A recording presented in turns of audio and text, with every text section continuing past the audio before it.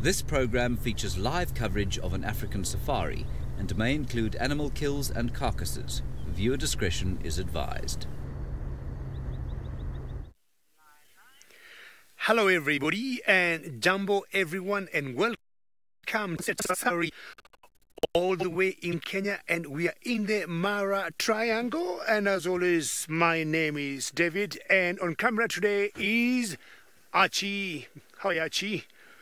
Well, we've been out here for the last 15-20 minutes looking at lions that you just saw one earlier there, and this is what we call the sausage trip ride, and it has been raining and the rains just stopped. And when the rains were on, I had to use this wrap on which is green in color just to keep me warm.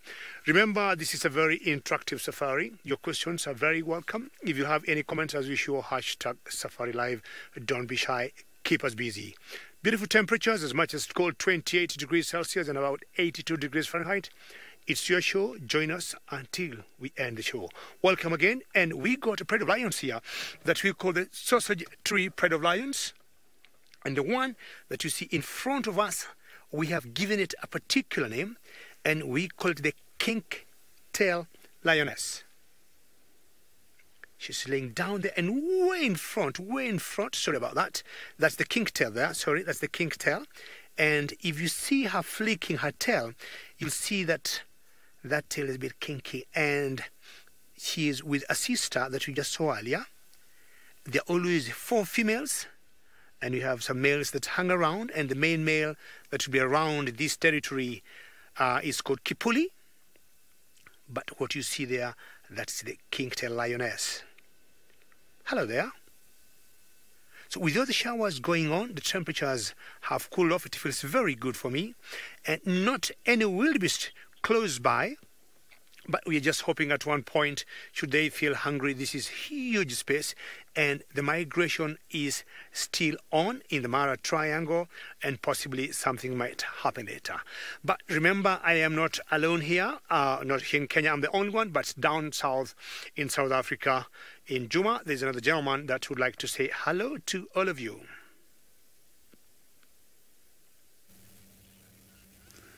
Look at that. I've got one of the lovely animals, and this animal, I've been observing him for a while now. He is just moving from one green tree to the next.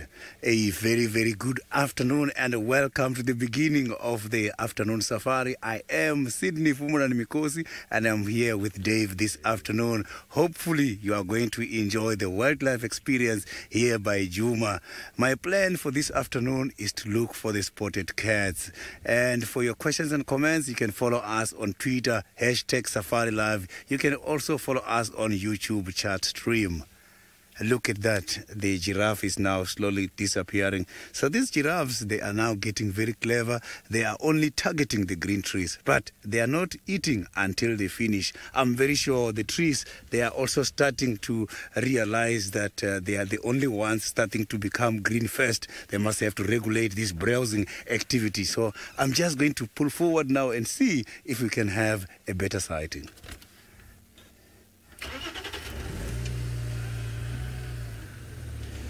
So the rain has stopped a little bit this afternoon, but the weather is still promising that we might have some rain before we finish with this game drive today.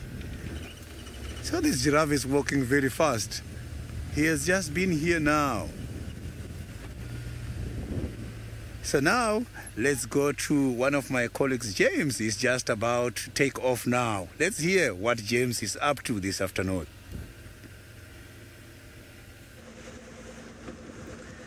So you say I'm about to take off.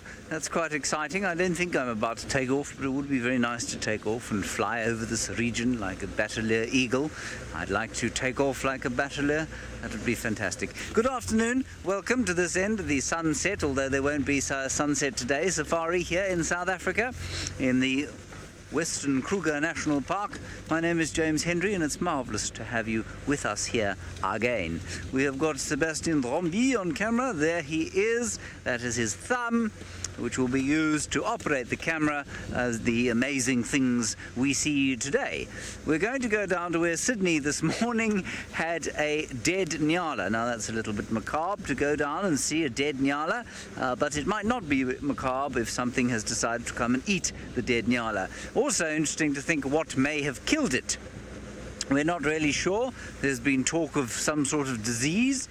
We have alerted the Sabi Sands. I'm not sure if they've come down to have a look or not. We'll go and have a look-see and make our own assessment. It won't be based on science because I'm by no means an immunologist or virologist of any repute whatsoever. Please ask us any questions, of course, using the hashtag SafariLive on Twitter. It'd be lovely to hear from you, or at FC on the YouTube live stream. My greatest wish is to reacquaint myself with the grumpy Queen Tandi and the mischievous Princess Claramba at some stage. That would be very nice. In the meantime, let us acquaint ourselves with the first cuckoo that I'm going to show you this summer season, and I believe it to be the Jacobin cuckoo. There it is. Hello. Now, the Jacobin occurs in two colour morphs, one with a white belly and one with a black belly. That one's got a white belly. And it could easily be a Lavalliance cuckoo, which looks identical, but for the striping on the chest. But I think you'll find that that's a Jacobin because it is slightly smaller, if I'm not mistaken, than the Lavalliance. Now, it's always a joy to see the cuckoos, of course, because they do mean that summer's here, but it's always tinged with a slight sense of resentment as we know of their cuckolding ways. The fact that that animal will have absolutely nothing to do with raising its youngsters, and that job will be done by some hapless flock of other birds. He's still there on that tree. You still see him, he's right in front of us. Just you zoom straight in over the top of my finger there. That's it. There he is. Okay.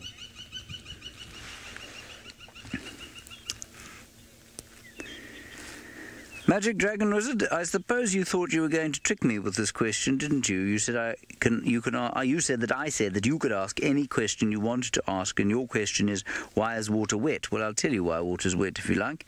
Water is wet because of the polar bonds that exist between the hydrogen and oxygen atoms that make up a water molecule, and because the oxygen molecule is so much larger than the hydrogen molecule, what happens is that you have a charged, basically, molecule with a positive charge sitting around with the two hydrogens and a negative one around the oxygen, the end of the oxygen one. And what that does is it makes the water stick together. It gives it a very strong surface tension, and that in turn makes it wet. It makes it stick to you, basically. That is why water is wet. Take that, Magic Dragon Wizard. You probably knew that anyway. Right, so what I was going to say about this bird is that it is mostly a parasite of bulbuls. Now, we don't get a lot of bulbuls here. They are around, but we don't get them quite as much as we do so things like babblers, for example, which the striped or Lavalliance cuckoo would parasitize. Yes, so dark-eyed bulbul, speckled mousebird, fork-tailed drongo, they will also parasitize. African fly, southern chigra, southern boo-boo, bok macquarie, fiscal flycatcher, terrestrial brownbill, Cape white-eye, chestnut-vented tit babbler, Cape wagtail, and golden-breasted bunting, many of which we do get here. And that beastly bird over there, joyful as it is as a harbinger of the coming warmth and rain, it is, as I say, tinged with a sense of resentment that I look at such a bird, which will have nothing to do with raising its own babies. Yes, Gary, maybe not so much more active, but they will certainly become more vocal as we head towards the breeding season. Tremendously exciting time of the year as the greenery comes and the insects start to emerge, so there's more to eat, and the birds prepare for breeding. The weavers will start weaving the cuckoos will start calling, and all the rest of the birds will set up their little territories and try and attract mates, and the whole process of making new birds will begin. And that, of course, starts with a lot more singing. So although they're not more active from a foraging point of view, because if they still have to forage in the winter, they will certainly seem to be more active because they will be a lot more vocal. And, of course, there will be a lot more for them to eat with all the insects about, and the odd fruit and that sort of thing. Alrighty, we are going to go back across to David Gatambagitu up in the Marsi Mara. He is the only person in the world, of course, who can say the words Marsi Mara in his unique and wonderful way. Well, James talking about nyalas. Nyalas are antelopes that we do not have here in East Africa. I think you get to see nyalas maybe from Tanzania, which is a country south of Kenya, moving further down, Zimbabwe, Mozambique, maybe all the way to South Africa. But we do not have any nyalas specifically so in Kenya. Now, these two lionesses have come together. They have been laying down like 10 meters apart. But I'm sure we all know of all the social cats, the lions are top on the list. They'll always groom each other. And this being two sisters, could be the time now to come close and speak of the devil. Just see how close our social lions can be. Hello, sister.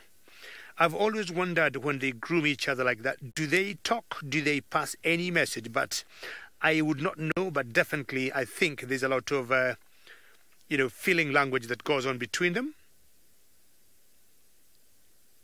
So the one laying down there is what we call the kinktail. She seems to be a bit sleepy, enjoying snooze, which is very characteristic of all lions or most cats. So many lion prides in the Mara Triangle, but to me, this is the most successful one, and I've always noticed they're always very good looking physically. And anytime they go for hunts, you notice lions are not very successful hunters. But this particular pride, when you look at lions maybe being only 30-40% successful on when they make the hunt, I would give the sausage tree pride about 50% success. For those who have never joined us before, very good to hear. A very warm welcome, and to all of you, I would say thank you so very much. And I say Asante Sana. I'm sure you all know Asante Sana translates to thank you very much for welcoming me back. I feel very warm to be welcomed by all of you. And I was talking earlier of for those of us who have never joined us before, this particular pride of lions, we call it the sausage tree pride. For fast viewers, a very big welcome. And it's because we have noticed they tend to climb on trees. And most cats, especially lions, will climb on trees either to get, to cool themselves up, because it's much cooler with all the branch cover.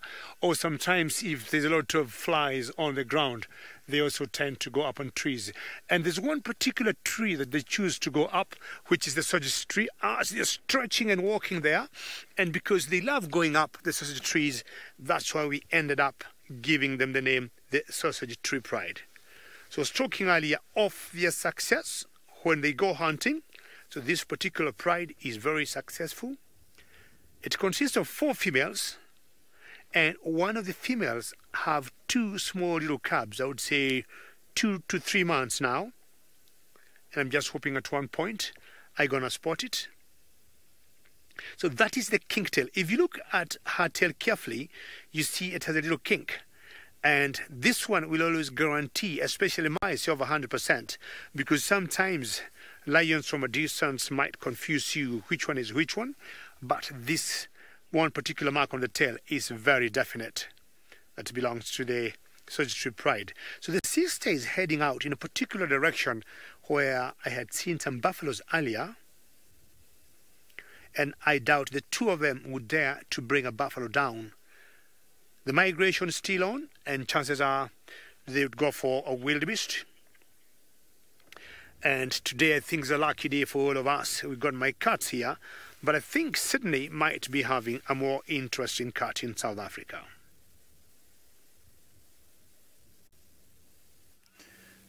I have got one of the lovely cats. This is my favorite cat. Tingana is right under a very nice shade here from one of the green trees. I can see that this leadwood has now just recovered. It's just green everywhere. It's very much difficult to see this cat in the middle of these trees. Look at that. So this is Tingana, who is now just about 6 meters or less away from the kill. I can see the impala hanging as well from here where I am at the moment. Look at that. That is what he is here for. He is here trying to finish his impala. It was a male impala. And my apologies for the roof as it is drizzling here in the area since this morning. So I've got my roof so that the equipment can be safe. So you will be having problems with the poles during the sightings. My apologies in advance for that.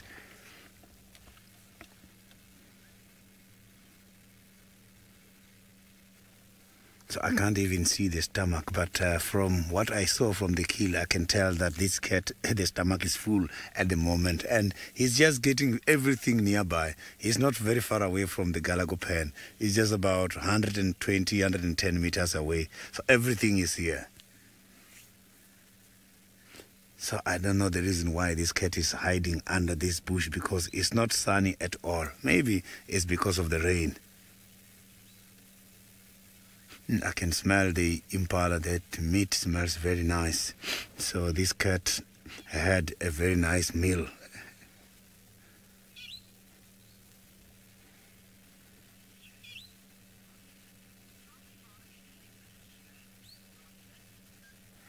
Rosalind, the leopards can hear very, very well, and they can hear up to 4 to 7 times more than we do. So their hearing abilities are very good. So that's why the male leopards, the territorial holders, when they are doing sowing, the other ones, the intruders and the other ones coming to challenge for their territories can hear them from very far. So in terms of kilometers, I'm not too sure, but it can travel kilometers.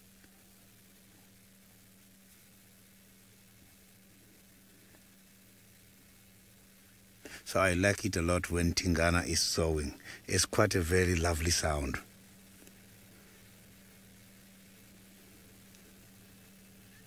You can see this cat is so camouflaged. You can't even see where the head is unless it's moving. You can see the blink of the eyes there.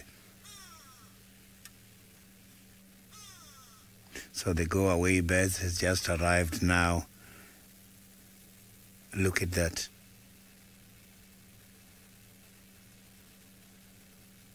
So this animal has got a very good eyesight. You can see that pupil is nice and clear.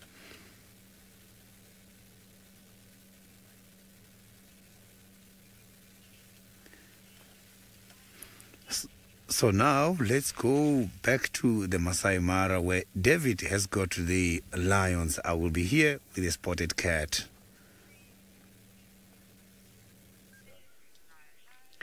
Well, Tingana remains one of my favorite leopards to have seen in South Africa, and truly I think he remains the Duke of Juma.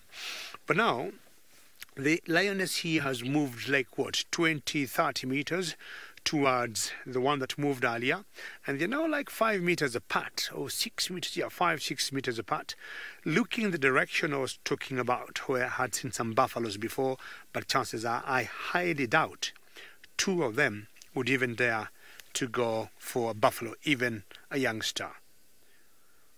After all the spitting or small little drizzles we had earlier, what will happen? I'm sure they are all wet, and they might try to dry themselves a little bit, or maybe just curl themselves and just keep the warmth, not to lose so much body heat, because all the showers that were raining, they did not move to try to get some shade or some shelter rather. So this one's quite sleepy. Been trying to think what direction I would go and get the other female that forms 4 of this pride that have the 2 cubs. But I think because of the rains that just started the other day, which marks the beginning of the short rains in Kenya, she might have chosen an area where it rains Either she'll stay in some cave or under some rocks or crevices where the cubs will not be rained on. Apart from, having big mortalities of, lion cubs from, I would say hunger, it's more of weather.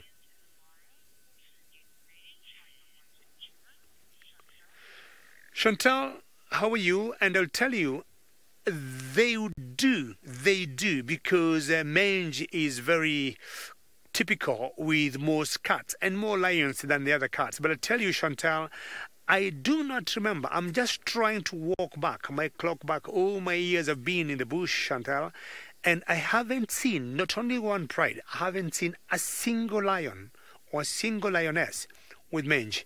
Maybe Archie. I don't know whether Archie is going to give you so much pressure. Give me an answer. Have you seen any one lion? Archie also, who is my camera operator today, says he hasn't seen, and I also think he hasn't had. And that could be a very big point, Chantal, to discuss and talk about.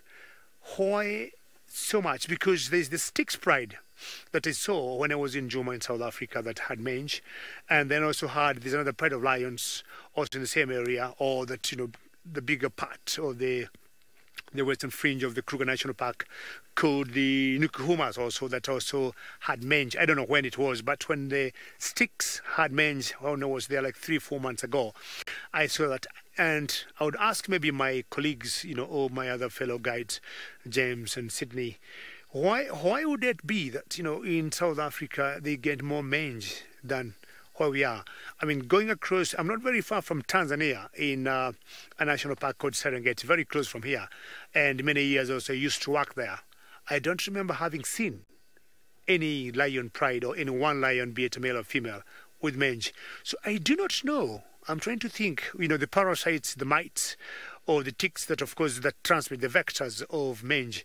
Are they more active there? Is there a particular weakness of the lionesses there? But the good news, Chantal, they always recover and they survive. We're just looking at these two lionesses here, which has unfortunately gone flat, Chantal. And again, just to answer your question one more time, I don't remember having seen any mange cases in East Africa. Time to nap. And so interesting, the grass there is still pretty wet of all the showers that have been going on, but you can see the skin twitches, not because of any fly. It could be more of a reflex. Also for the ears also flick. And earlier when we got here and we missed these lionesses, I was asking Archie, should anybody just decide to come out and stretch here, you might get a big shock just when any one of them would put her head up. See how they blend in very well. Not sure, Archie, if you can pan way in front there, that direction there. We can see the buffaloes I was talking about. Well done, Archie. Archie has got very good eyes. So it's those buffaloes that led us to these lionesses. But if you look at them carefully, they're not looking at us. They're looking at those two lionesses. But they could see them when they were still flat there. But apparently me and Archie could not see anything. And I told Archie, those buffaloes must be looking at something. Well, James Henry is still driving around, not sure what he is up to.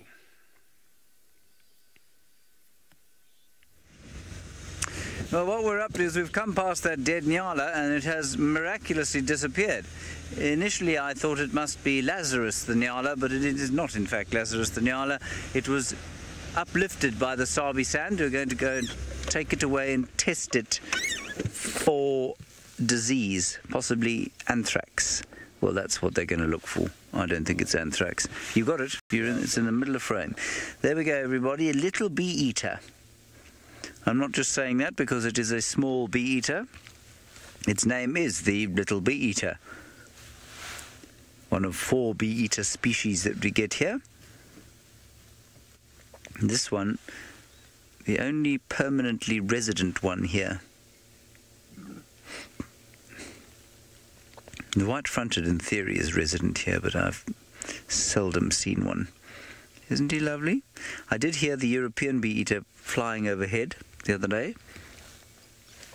Toop, toop, toop, toop. Toop, toop, toop, toop. That's what it was doing.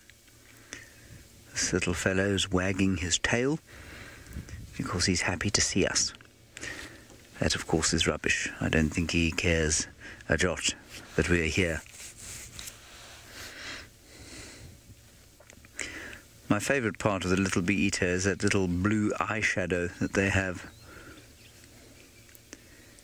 It really, you can't believe that nature has imbued it with such a detailed little colour pattern.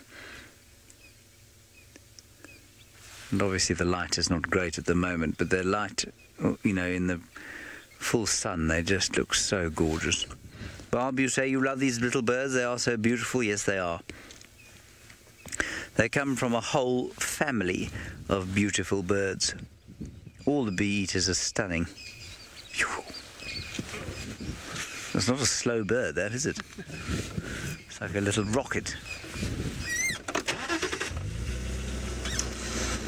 Nikita, yes, bee eaters do migrate. That particular bee eater does not migrate. It stays here. That's why I said it was resident. European bee eaters, unsurprisingly, go to everybody at the same time. Yes, correct. Well done. They go to Europe. The carmine bee eater is an intra-African migrant, so it goes up and down in Africa. And the white-fronted, I think, is more nomadic than it is migratory, if I'm not mistaken. I don't think it disappears overseas. So the only Palearctic one is the European bee eater. And I remember seeing them actually in Italy when I was there last year, about 16 months ago. We saw little bee, at least European bee eaters, in the countryside of Umbria, which was a very nice sort of taste of home, if you like. I'm just waving friendlily at some people. I've heard nothing on the radio of great import or interest, so hopefully we'll have something to show you after Sydney has showed you Tingana again. I can see that Tingana is now starting to have some visitors. There is 2 hyenas at the moment who are coming very close to the kill. We might see some activities here on a short while. I can see these hyenas are all communicating and they are sniffing up in the air. They are very sure that there is food around here. Look at that. So this is one of those animals with a very good sense of smell. They can detect a kill 5 kilometers away just from the sense of smell. Look at that. I'm not too sure if they know that Tingana is around here.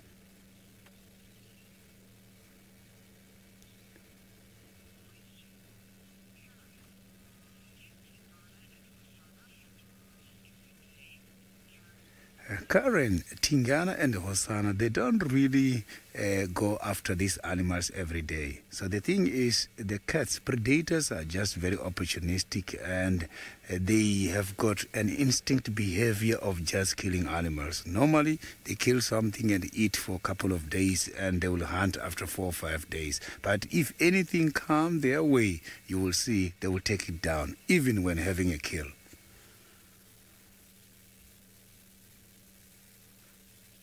So you can see that these hyenas, they are looking for an opportunity. I can see another one is coming to join. So maybe they might be able to jump because I can see the gap between the ground and the carcass which is hanging by the tree. It's not that very big. If this hyenas comes here, maybe one of them can be able to jump and drag the piece. We might see something interesting here this afternoon. He's not worried at all. You can see he's very much relaxed there in between. We can see these hyenas nicely. He just looks very tired.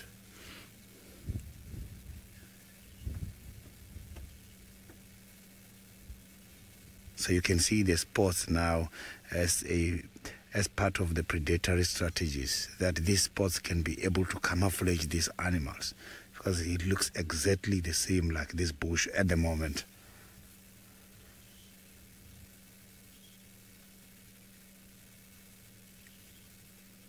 I hope he's going to wake up, go up and have something to eat. We want to see him eating today. I haven't seen this cat for a long time. Including my final control, Lou as well, is missing this leopard.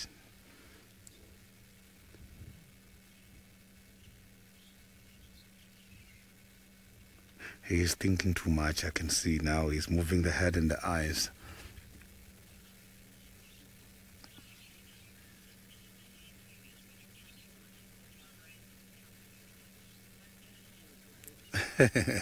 And yes, the hyenas and the cats, they sleep much longer.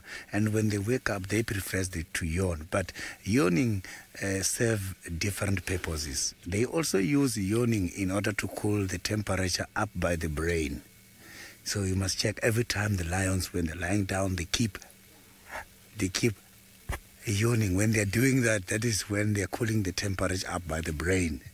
And it does help them a lot. So hyenas as well, because of sleeping a lot of hours, they must have to do that.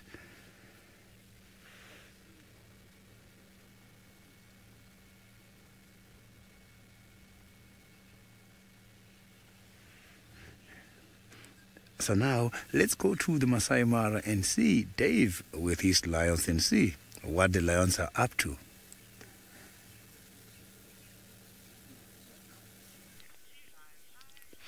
Well, it's very typical for most cats just to lay flat and not do much. Maybe like Tingana. But the same case here with my two lionesses and the one behind there, that's the kink-tail. And I've always compared these two lionesses, and as much as this one has little kinky tail, she is more in charge, I think, of this pride. Looking at her ear there, that's her right ear, you can see it got a little tear, which sometimes is because of age, and the times when you try to age some of these cats, we look at the tear marks they got, either from fights, and we also look on their teeth, how yellowy they are. So you can see Kink has a tear there. We're trying to come to the other one that doesn't have a name, see whether you notice that clearly has very solid round ears, maybe a slight tear down there, between the not like the one on Kinky. You can see the breathing there, it's very slow, and you can see one of her mammary glands or one of her inguinals is out there. They don't seem to have any sarcomax, meaning either they don't have any calves, these two, or they don't look swollen to me, an indication that I would say maybe she is pregnant. I don't see any sign of that. But what's happening now, the migration is still on here in the Mara Triangle, and we got thousands and thousands of wildebeest. So I just think they're just full. But one of the sisters in this pride is the one that I said earlier, has two cubs, which has been my big mission today, to see whether I could see her. And I'm wondering between and these two is long one. And remember what I requested you earlier, that your questions and comments are always very Safari. So if it was a hot day, you could have seen the panting on that tummy there, but this is very slow. It's just like no more breathing.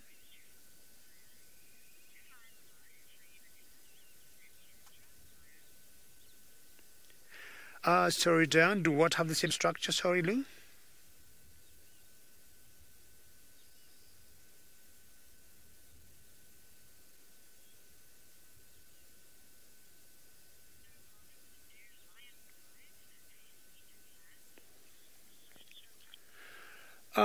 Diane, very good, very good. I would say yes and no, depending on how, what a big yawn there.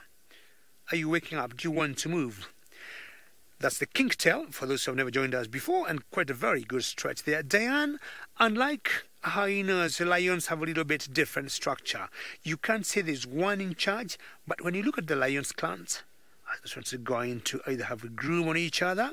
When you look, Diane, at the hyenas and look at their social structure, they're very matriarchal.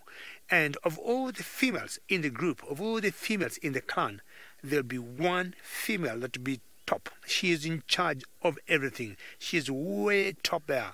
I'm not sure to call her a president, but she's very top there. So lions may not have that.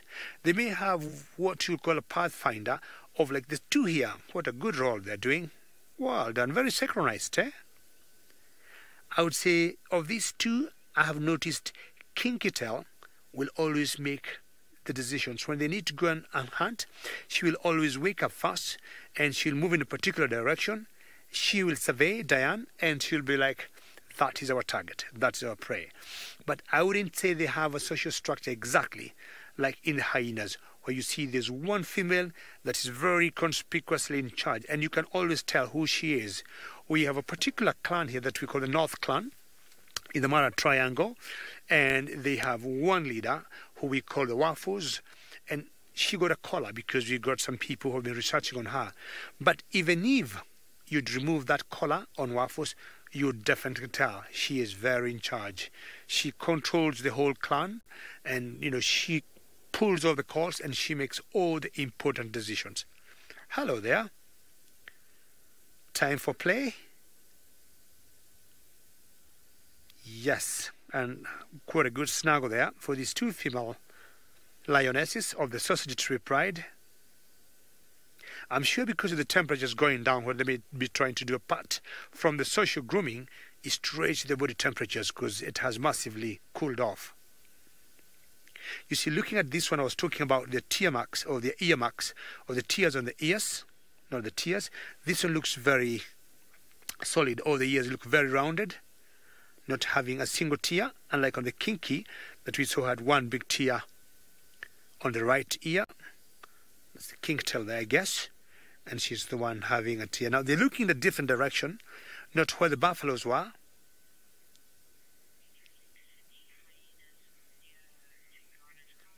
How playful, and I think Diane was asking about the social structures of lions and hyenas, and maybe Sydney might put more light on the same.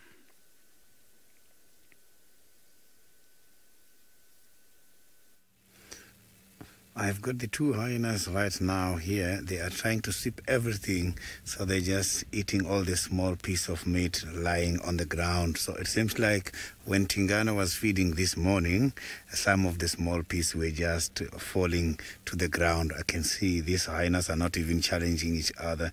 They are getting something, all of them. Not only one of them is dominating. They are giving each other's chance.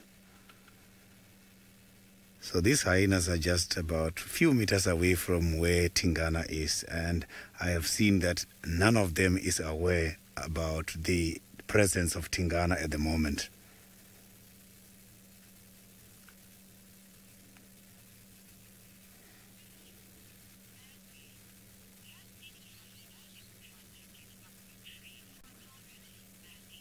Andy, they do try. It's just that the hyenas are not well gifted. They are not agile climbers like the cats. The leopards are well equipped and they can easily climb up into a tree.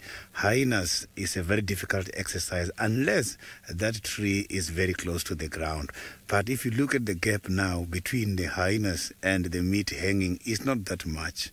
If these hyenas tries to jump, maybe they can have a chance and drag that piece which is hanging there now. So the social structure of the hyenas is very much interesting because the females, they are having high ranks, whereas the males have got low ranks. And these females, if you look at them, they have got quite a lot of testosterone. So they develop quite a lot of male genes, which helps them in order to protect the den against the intruders. So it's unlike the elephants, whereby it is a matriarchal system and you find the responsible female in charge of the herd when it comes to direction. For direction and orientation, she's responsible when to sleep and when to go to the water holes. But here has got quite a lot with dominance in order to protect the babies and the clan.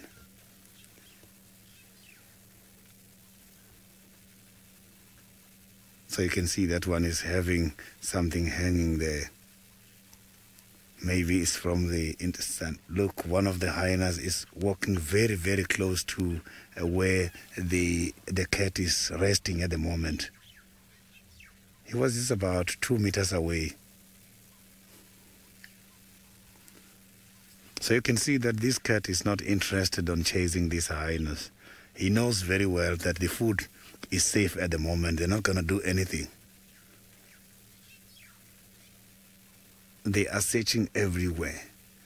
So that one is even sniffing the trees there. So it means that is where this cat has been climbing from. So from sniffing, they can get quite a lot of information. They even know that this cat was here not a long time ago.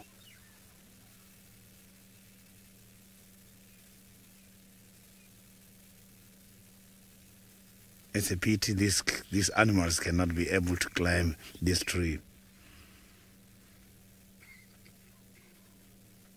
So hyenas, they also conduct their own hunting, but it's not very often. Here they are depending on the remains from the leopards and the lions.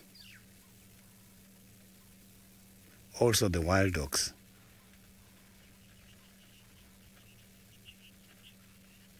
So now, while we are waiting to see what is going to happen here with these hyenas and Tingana, let's go to Chitwa Dam and see what James is having at the moment. Well, what we have here is a great conflagration of Egyptian geese that are flying towards us at a tremendous rate, shouting the odds. No idea what they're going on about, why they're in such profusion here, and why they have now just all departed en masse.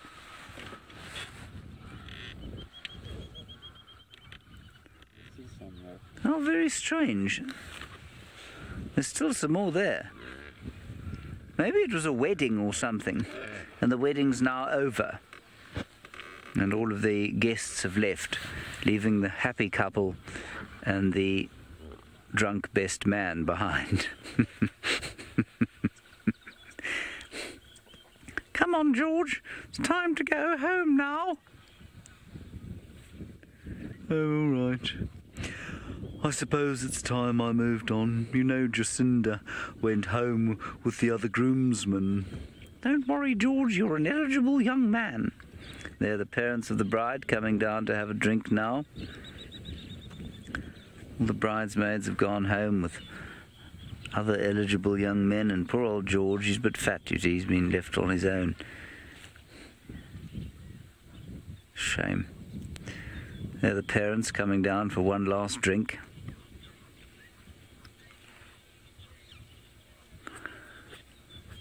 There we go. Oh dear, I think it was the most marvellous celebration. Yes, indeed, my love. Our daughter looked positively radiant. Oh, she did. She was just gorgeous. We did such a good job of raising her, didn't we? Oh, yes, we did, my love. Yes. Made the last comment about loving seeing Egyptian geese flying overhead. It was most impressive. Jacqueline, yes, indeed. They are magnificent to watch. You see, poor George really is overstaying his welcome now. The happy couple is trying to go off towards the bridal suite. Roger, tell him to go away. I can't tell him to go away. He's my best friend. But Roger, this is our night. You guys going to have another drink now?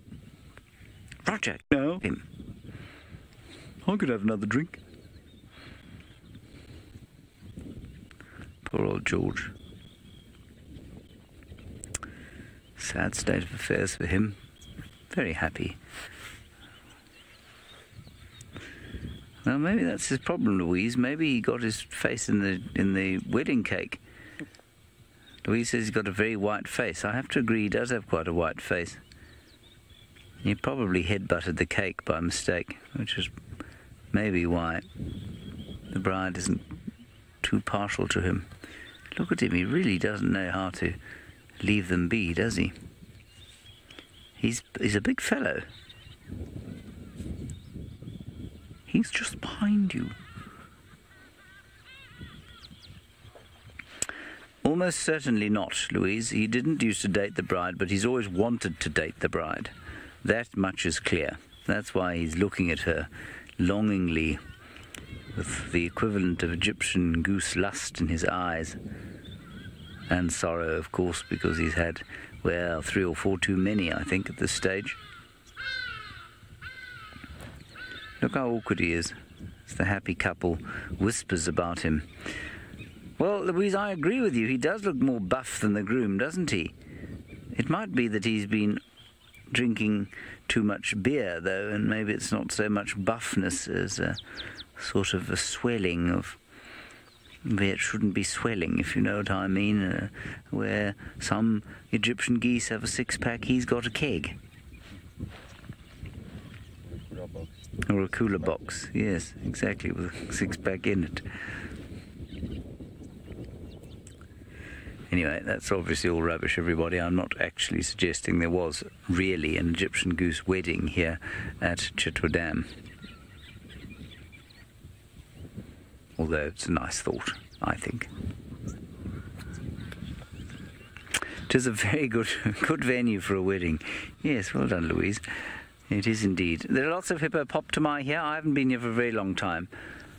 I feel like I haven't been here for months and months, and that's because during our Gauntlet TV series, I was searching for the leopards all the time on Juma, Hosana, Tandi, Kalamba and Tingana, and I didn't come down here at all. That particular hippopotamus has got a severe outbreak of skin biting or scratchings. I wonder what's happened there. Doesn't look like it's been inflicted by another hippo. It does look quite nasty.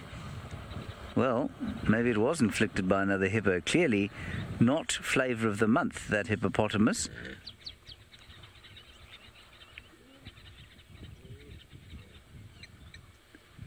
It was quite vicious. They all sort of attacked him or her. Maybe a young bull. There's a dolphin there.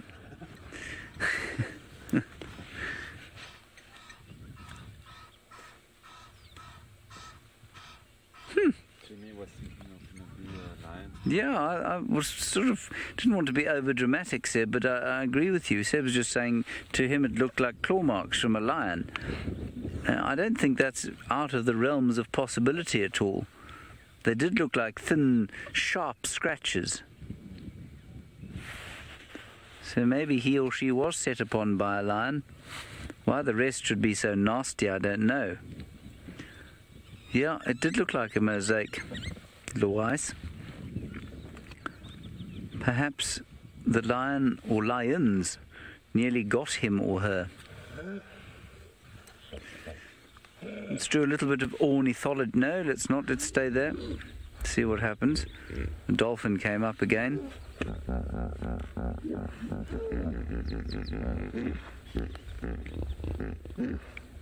To many people, that is the sound of the African wilderness to them when they go on holiday to the bush. That's what they like to fall asleep to at night, and it is a lovely sound.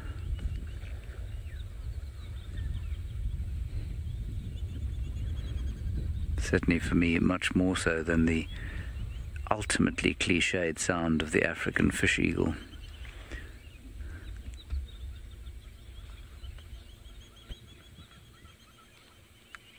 Very nice. Then there was, and now it's, no, there it is. Sebastian, I'm sorry to trouble you, but there is a pied wagtail down there, which is quite nice to see.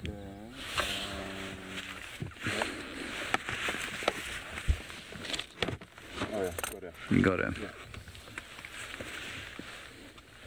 Oh, no. No, you're in the right place. Back a bit from there. Yeah, I was close.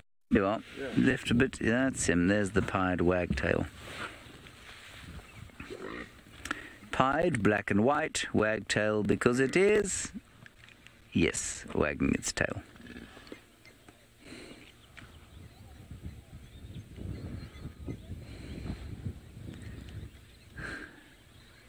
I think they look like such happy birds.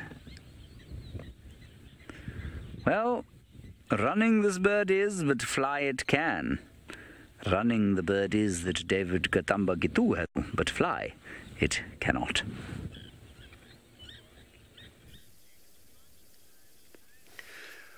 Well, I'll be requesting Lou in the final control to ask for me, either from James or Sydney, what happened to the mysterious Egyptian or the goslings that disappeared at one point. I don't know what came of them, but we got a different bird here, and I would say, different in this sense. This is the largest bird, I would say, in the world, and it's different in the sense that it's the only bird that I know of in Africa that does not fly. This is the Maasai ostrich, and we all know they have very, very clear sexual dimorphism between males and females. Females always being greyish in colour, and I'm sure she's feeding on some seeds there from the grass. Pick, 1, 2, pick, swallow, pick, up. Look for safety, make sure you're okay, or look for a mate.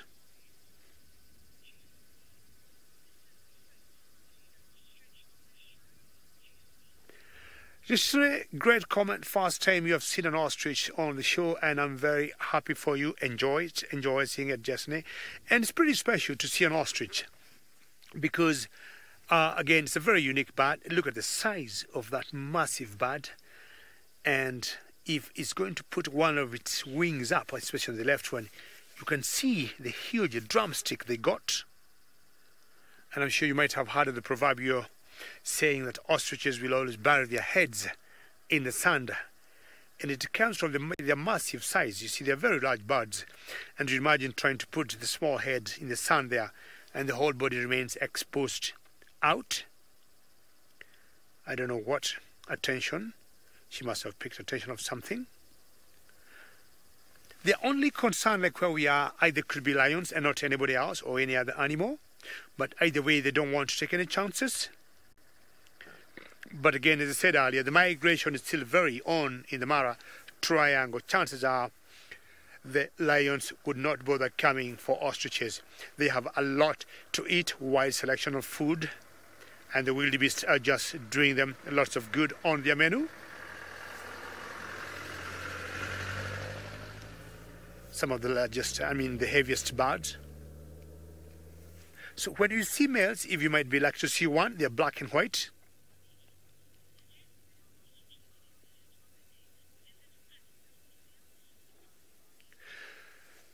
Bunny, you'll get ostriches are rather unique birds. You'll get both males and females sitting on their eggs before they hatch out. And what I found out during the day, the females will always be sitting on the eggs, and the males will swap and do that at night. So yes, both sexes here, males and females, will sit on their eggs, and I've seen more often than not the females doing that during the day and the males at night. And maybe the argument or the reasoning behind that would be the females will tend to blend in very well with the ground, and the brown color they got, and the males may be blending better at night. And when that happens, then they'll swap in terms of eating. If the females are on the eggs during the day and the males at night, then during the day you get the males eating more, and when they swap, you'll get the females tending to feed more at night than during the day. Very good meat they got, not anymore. Long time ago, like in the village they come from, we used to hunt them.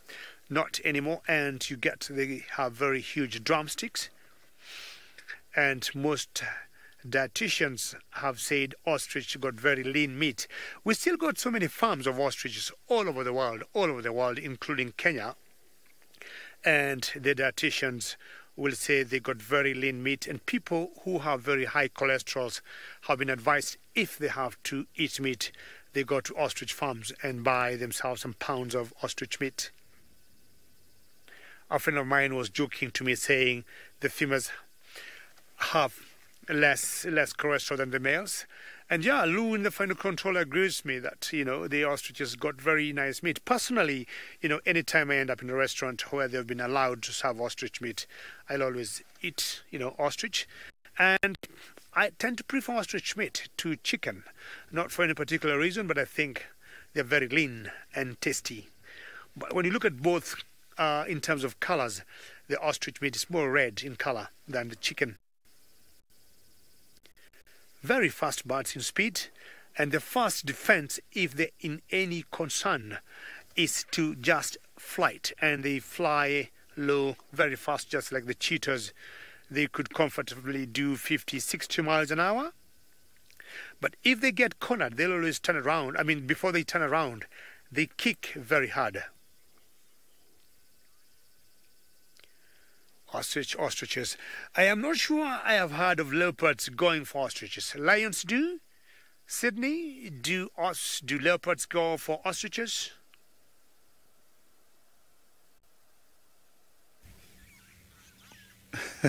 I haven't seen the leopard hunting the ostrich, but I have seen the cheetah taking down an ostrich before. I have witnessed that kind of a sighting. Cats, they do take chances and kill the ostriches. You can see now here Tingana is resting, nothing is happening, and the hyenas which were here earlier on also got disappeared.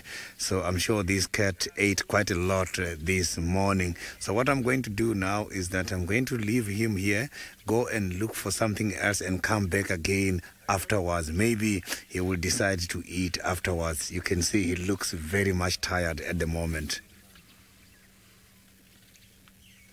Or maybe he has been to the waterhole already.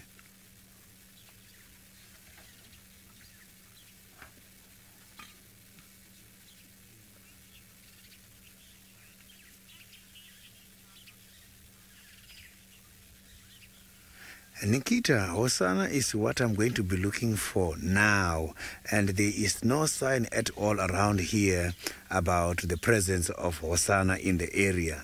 So it's also very difficult for me to do trekking today because the rain is killing all the tracks, so it's very much difficult. But I'm going to go up towards Treehouse Dam where Hosanna was last seen drinking and see if we can find something. We might be lucky around there.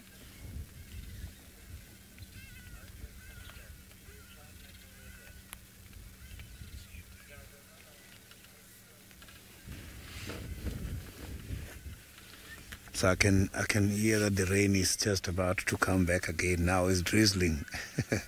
Maybe also Tingana might go back to the tree bushes there and hide for a while. So now let's go back to James. James has got some bird nest at the moment. There's a bird in that nest, everybody, and I'm just warning you that we are being troubled by a bit of rain at the moment, so I'm not sure how long we're going to remain uncovered. We came out without our roof on because it was looking a bit brighter. But there is a bird there. You can see the tail behind the branch on the left-hand side. So there's a mother bird of some sort sitting on some eggs there, which I think is very exciting. You can just see a little bit of white fluff there. I don't think that's a baby bird. It's probably just coming up from the mum. Isn't that cool? Yes. I mean, not the most spectacular sighting we've ever had, but it is interesting. I don't know what it is. I'm going to guess that it's a gymnogene or African harrier hawk. Let me just go a little bit around the corner. Now you can see the tail of the bird sticking out. Can you see it there, Seb? Down. I'm not sure I can. There we go. What do you think? Gymnogene? Let's go with gymnogene. Ooh, that's nasty. Terrifying. We have to put our covers on, I'm afraid.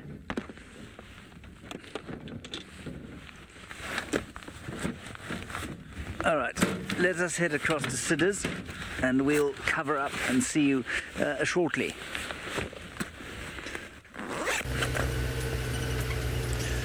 I am now heading towards the Galagopen area where I am hoping to begin with my trekking that side by the dam, but the rain is coming back now, which is not bad. Rain is what I'm looking for. The vegetation is very dry. It needs this rain.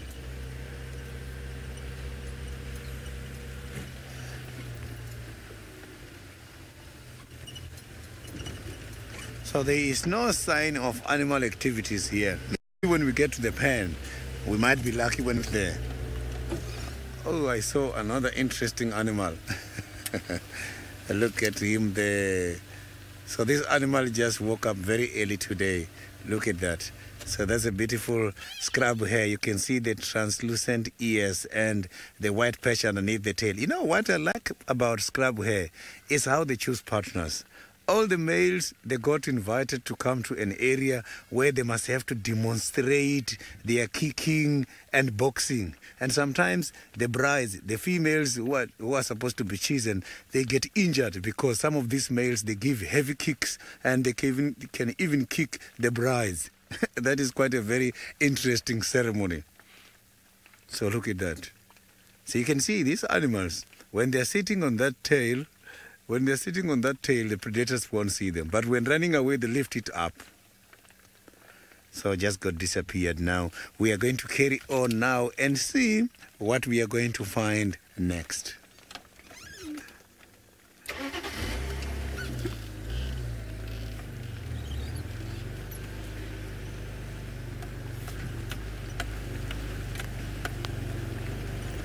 Riti, I did get your question very nicely. If Lou can repeat that question for me.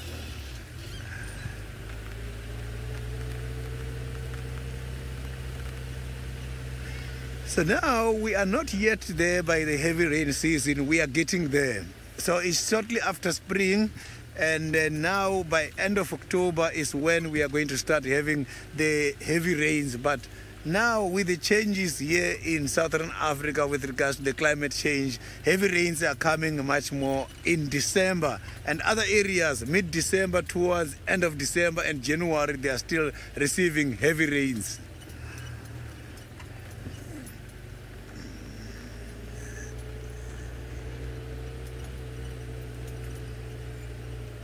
So it must have to rain hard so that the grass can be convinced and starts to bring back the nutrition for these animals.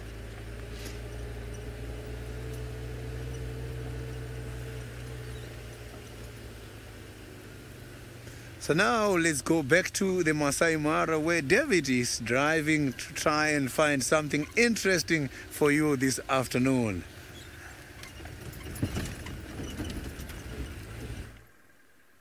Well done, Sydney. Hopefully you're going to also see or find Hosanna. Hosanna was my very first leopard to see. So Hosanna was my first leopard to see when I was in South Africa. Now, I might be coming very close to a herd of elephants, which I've not seen elephants since they came back. I've been away on off, maybe, as I said, or as you all welcomed me, I've been away for about 2 weeks. And I'm always excited anytime I see elephants. And Archie, you let me know when I've given you a good angle. Archie is very particular on how I park the car. And sometimes he will always listen to me, David. I want the car in this particular angle. Can you level the car before I level my camera? And it's always good to see Ellis. Any day I see elephants, I've always said, is a good day. Because of all the big animals, Ellis are my favorite animals. I have so many reasons to love elephants. But the main reason, or the main one, is an elephant will always keep you engaged. Engaged in the sense that an elephant, unlike lions, which are always exciting, or leopards to see, the moment cats choose to be flat, that's it. But I don't remember a flat elephant in my life. Eating, drinking, moving, playing, having a social bonding, name it. This could be a young female there and a youngster to the right.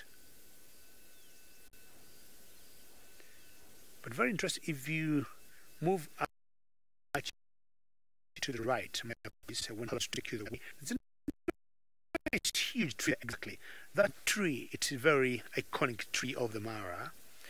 And unlike the thorn tree, this fig tree, and look how beautiful that setting is. Archie, I want to thank you very much for your good camera work. Beautiful background in the sky. And beautiful, great tree there. Archie's just laughing back there.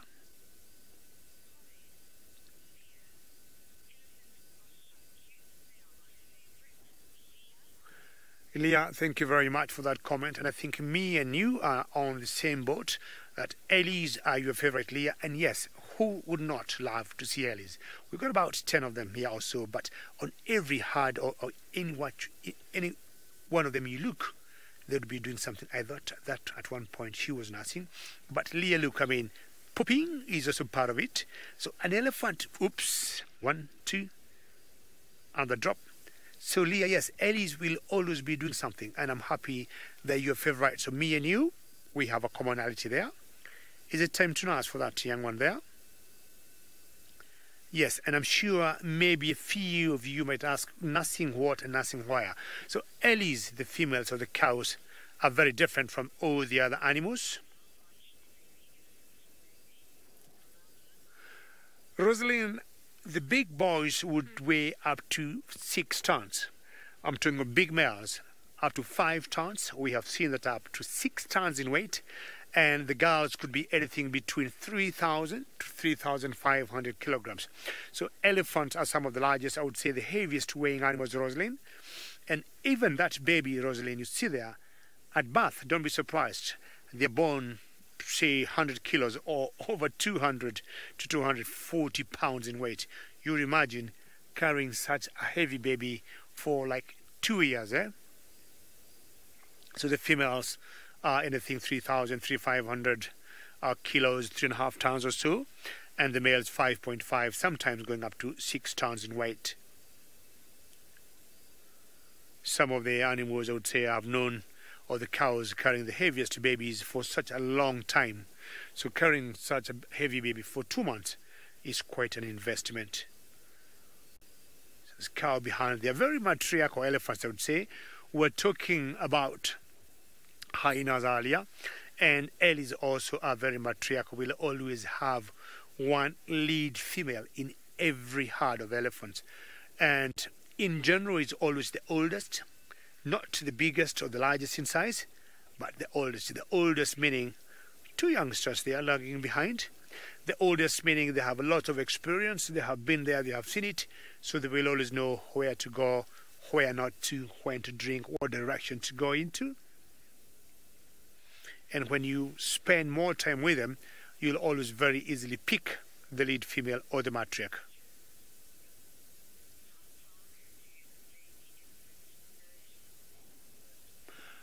Well, I would say once the babies are born, before they get to, getting pregnant, they wouldn't ask for anything a year to 2. I'm trying to imagine a year to 2 before elephants, conceive and get another baby, but I'm trying to guess it's about maybe 1 year to 2 years nursing. That would be an average time for the, I would say, the African elephant or the savanna elephant to nurse their young ones. And if you look carefully, they'll always try to keep their calves in the middle. Very clever animals, and that doesn't have any tusks as yet, meaning that she is definitely less than 2 years in age. We have used elephant tusks just to edge them up or to have a rough idea how old they could be. Very majestic animals. I remember my lecturer in college was telling me, if any of you ask you the difference between an African elephant and an Asian elephant, look on the ear. The African elephant, the shape of the ear looks like an African map. And the Asian elephant, the ear, takes the shape of an Asian map. Thank you, Archie, for showing the viewers that. And it is true when you look at that carefully. I mean, there are other important differences between the African elephant and the Asian elephant, but that was just on the side.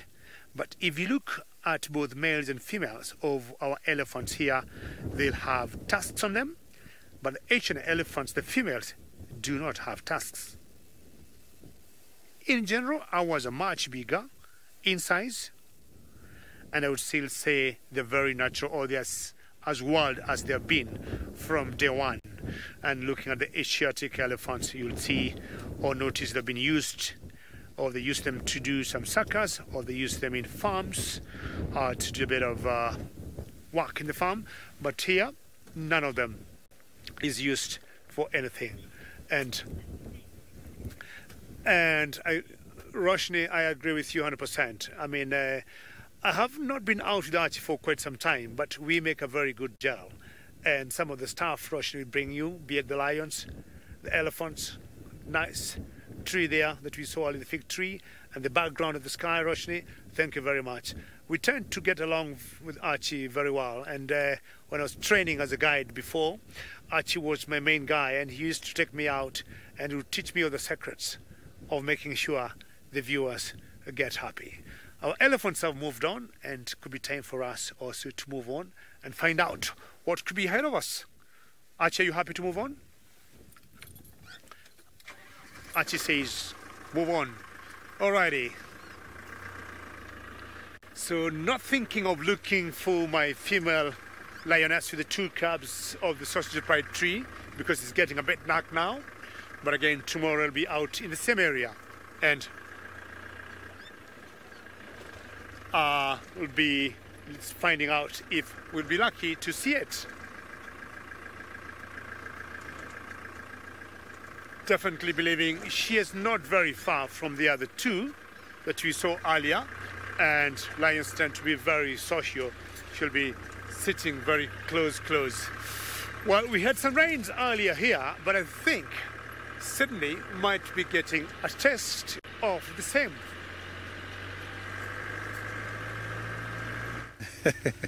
Yeah, it is now raining. The rain is accelerating a little bit now. I can feel that now is better than this morning. So this vegetation is going to get very excited. Oh, it's already excited, I'm sure.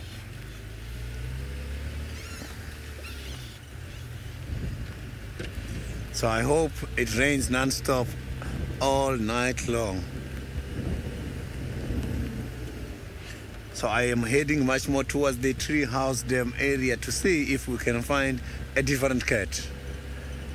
So the tree house dam is catering for the cats such as Hukumuri and Hosana has been spotted there, and also Umfokazi, that is the area where I saw him a few weeks ago.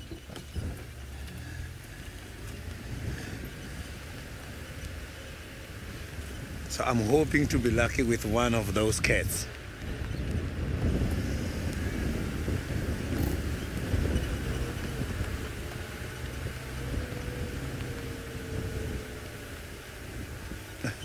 Paula, in summer, the birds that we are seeing the most here in Juma, it is the lilac-breasted roller. I'm talking about one of those interesting birds, the birds that will always attract your eyesight. The lilac-breasted roller is the bird that on every drive I am seeing it, and it's one of the special birds because in some of the African countries it's even regarded as a national bird. So it's one of the common residents. So some of these birds, they go away from Africa. There's different types of migration. There's something called palliatic migration, where these birds live all the way to Europe. And we have got the intra-migration, which is just taking place within the same continent. The east, north, south, east, west. And we also got the altitudinal migration, those birds who are just moving from high altitude to the low altitude. So the lilac-breasted rollers, they seem having enough food available during the dry season because they don't go anywhere.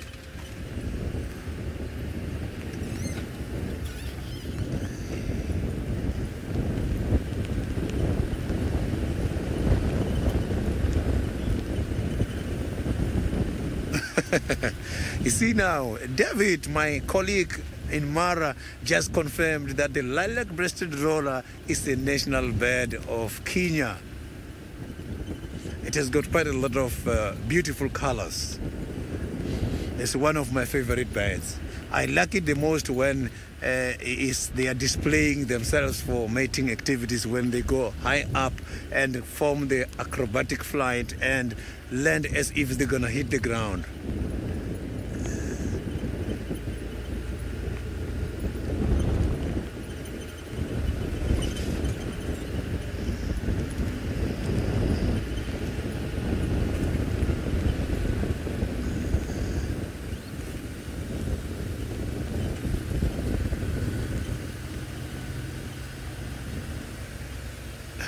Linda, Here by my vehicle, you can see this vehicle has got some rain covers on. So that's why earlier on I had to apologize for the poles. So here the equipments and the guys and the camera operators, we are very safe at the moment. So we are not worried about this rain at all. We are very, very well equipped.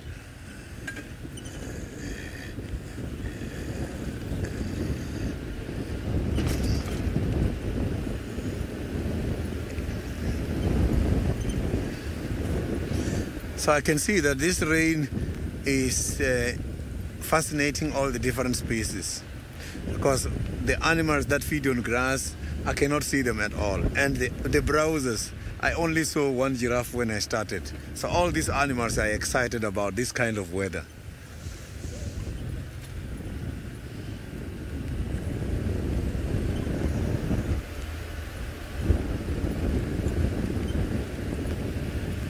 So I'm sure this is way much better than the sun, because it does get very hot in this area.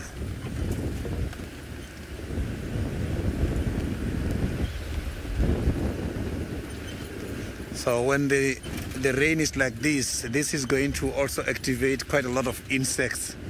So the insects such as the termites will start to extend their buildings now, because it's getting wet now. So they will easily get the mud.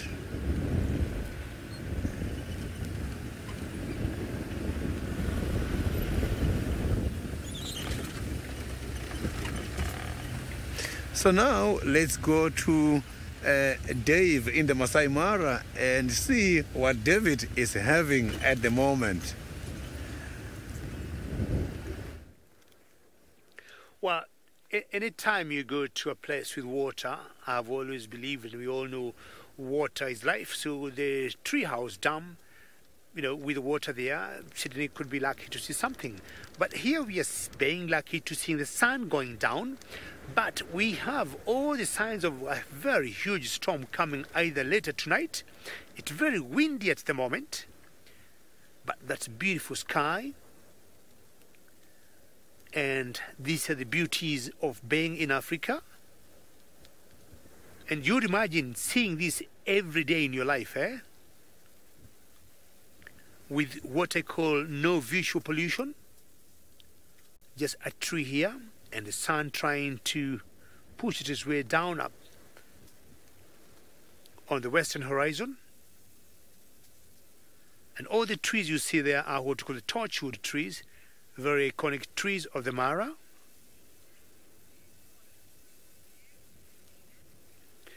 Sinak, Jumbo, and yes, that is an amazing view. I agree with you 100%. And I've never wanted to close a drive without looking at the sunset, unless, of course, we have very heavy storms of rain or the sunset doesn't look very colorful.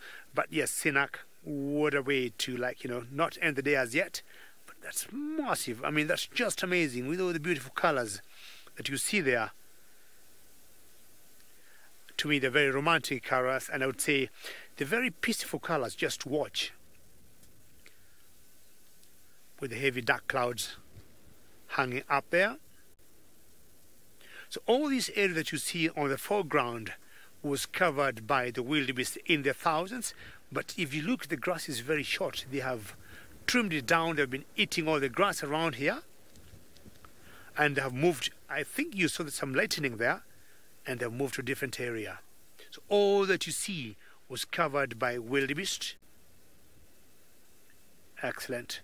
What? Good job, Archie. You spotted something there. And that is called a lilac-breasted roller. We're just talking about a roller before with Lou in the final control. And there is one, and she is holding for her dear life because of the wind. I just said a few seconds ago that it's very windy here at the moment. And I'm sure everybody believed me, but anybody who might not have believed me, you can now see what the lilac-breasted roller has, all the clear message that she has to keep her delicate balance, otherwise she'll be blown off because of the wind. But I got a feeling it might rain any time, maybe not now, but later tonight. I've always seen strong winds, you know, blowing, And with such thick clouds, rains will come. So you couldn't see that lilac-breasted aurora very well. Very good.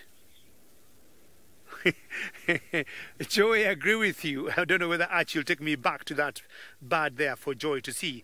And true Joy is like she's dancing. Look at her. So the wind has one big thing that's doing to her, trying to blow her out. But in the process of her trying to balance herself, Joy, I agree with you. She is like trying to dance. And I'm sure she's gripping that trunk very well, not to be blown off. Yes, I see what Joy you're talking about. She seems to be doing some a cappella dancing. What dance actually do you think that could be? Well, Archie says flamenco dance. Archie thinks that's flamenco dance. I thought of a cappella.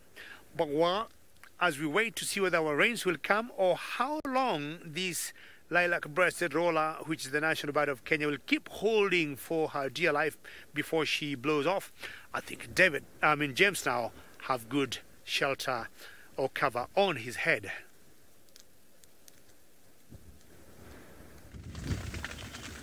I do have shelter and cover on my head. We have quite an interesting situation playing out here with a smaller but obviously more aggressive crowned lapwing having a go at two bigger but more peaceable blacksmith lapwings. They've decided to call it quits for now.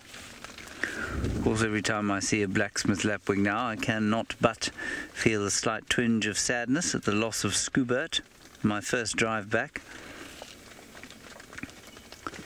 For those of you who don't know, Scoobert was a young bird that we watched from egg all the way to over the age when he should have been fledging. So he was about to fledge, he was about to fly properly, and you know, he had a 20% chance of making it, and suddenly you know, with probably less than 24 hours before he would fly, he was killed by something.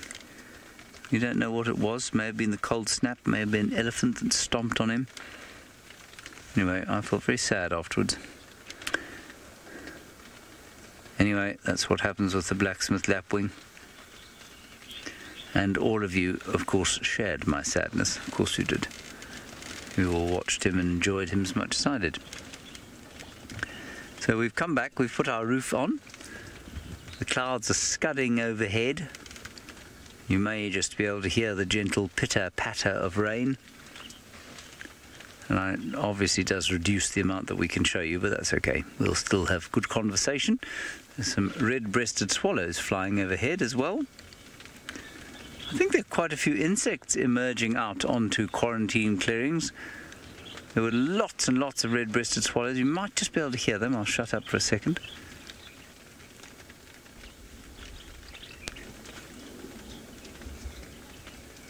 Did you hear that?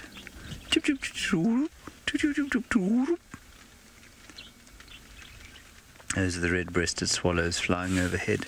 Not normally in big flocks, but obviously there are a lot of insects emerging with the heat and the moisture. And soon too will come the greening vegetation, and quarantine sandpit will turn into a rich grazing ground. I wonder if these are Scoobert's parents, having left the traumatic place that is the Juma Pan for them. I'll just be looking for little insects and crustaceans and things.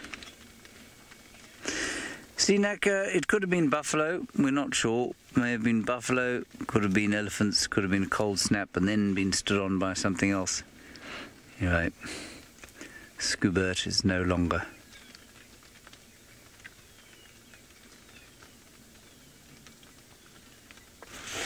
Righty, let's move on from here.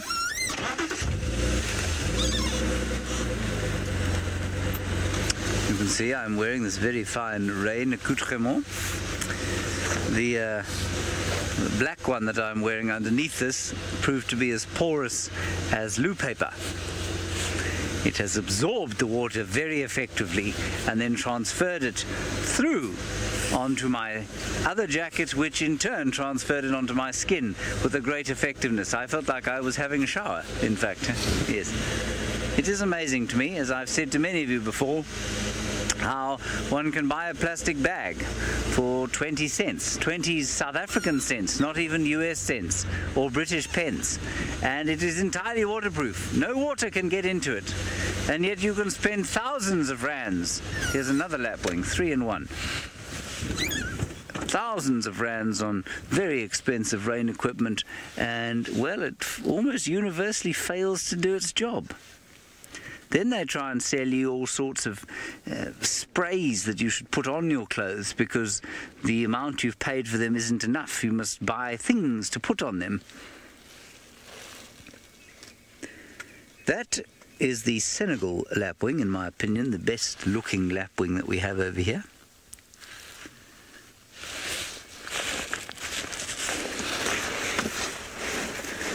The Senegal lapwing.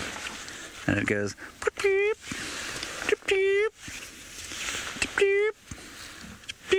I'm sorry, Louise. Louise says my rain poncho makes a lot of noise. I do apologize for that.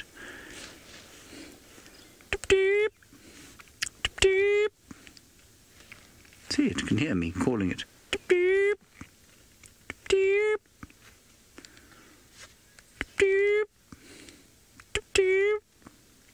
That will become irritating after a while, I suspect, so I'll stop.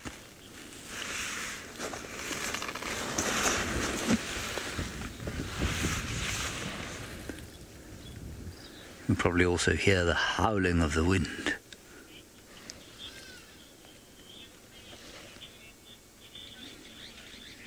Yes, Deja Vu, thank you very much. I'm glad finally someone has acknowledged that you say, I amaze you because I suffer so for your benefit. I am a trooper, a stoic trooper. Thank you. Yes, exactly.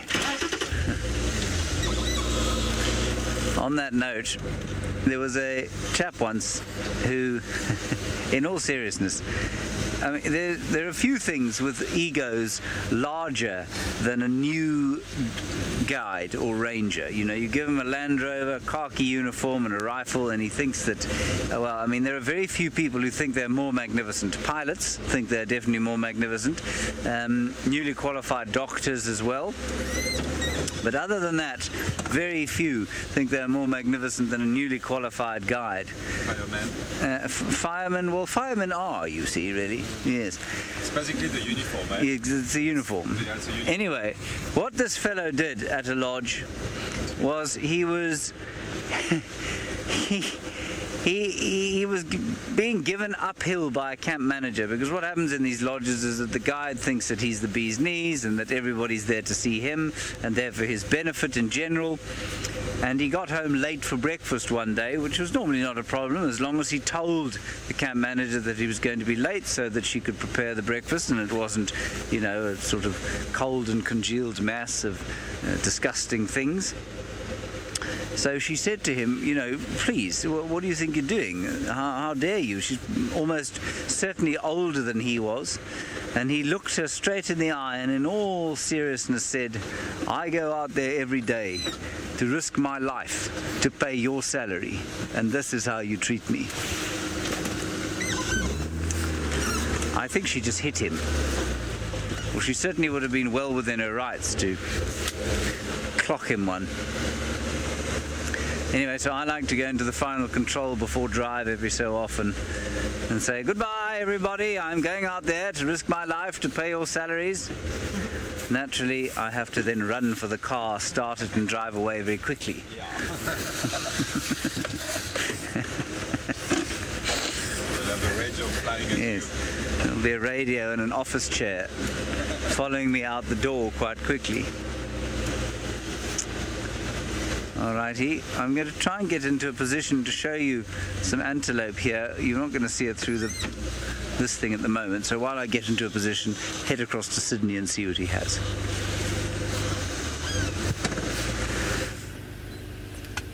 I am now going back to the I'm going back to Viatela Pen area to see what Tingana is doing, as here around the Tree House Dam, Twins Dam, there is no sign of Hosanna. So I'm going back to Tingana at the moment. Maybe we'll find Tingana doing some activities that side.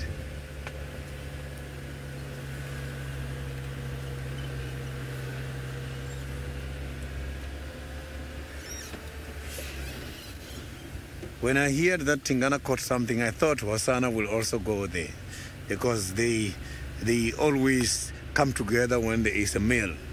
When Hosanna catches something, Tingana goes there. Tingana catches something, Hosanna must also go there. Or maybe he's got his own meal at the moment somewhere.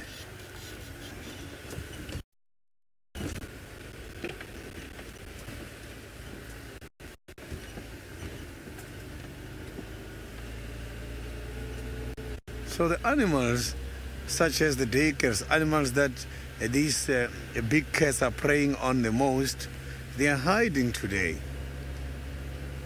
And this weather is very much suitable. I thought we were going to see quite a lot of daycares, but daycares are hiding.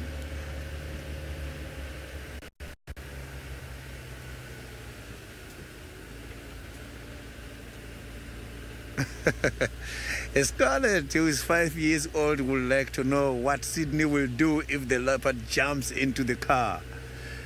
Scarlett, these kind of cats, when seeing me on this vehicle as well as my camera operator, they see us as one object. They cannot distinguish between us and the vehicle.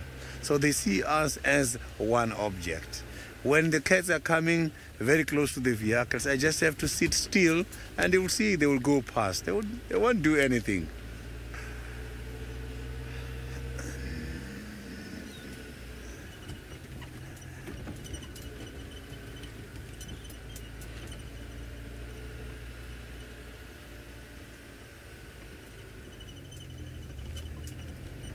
So now, David is very much lucky with the elephants by the Masai Mara. Let's see how his elephants are doing this afternoon. Well, you better go back to Tingana, Sydney, and find out what you could be doing. And it has gotten a bit dark here if you look carefully on your screens there. And we're already on our infrared. And of course, one big advantage of infrared is not to interfere with the animal behavior.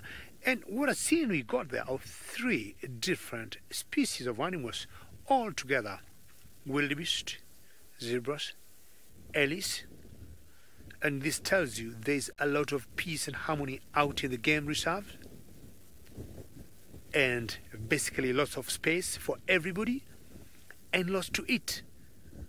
Elephants being both browsers and grazers, you can see they go picking some stuff, but you notice they are more on a fast move or motion. They are unlike the wildebeest and the zebras, which seem to be concentrated and not moving a lot feeding.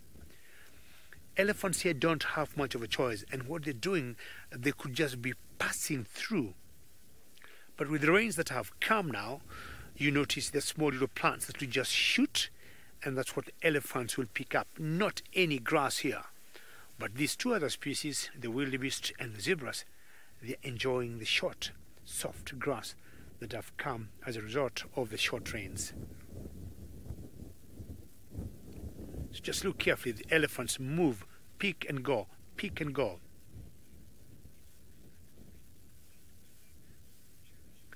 Joy, very happy to know you are still watching. And yes, that looks like a very nice, communal meeting, because we are looking at 4 different species here. When I talk of 4, I'm talking of the elephants and the wildebeest and the zebras. Not forgetting myself and Archie. Joy, what do you think?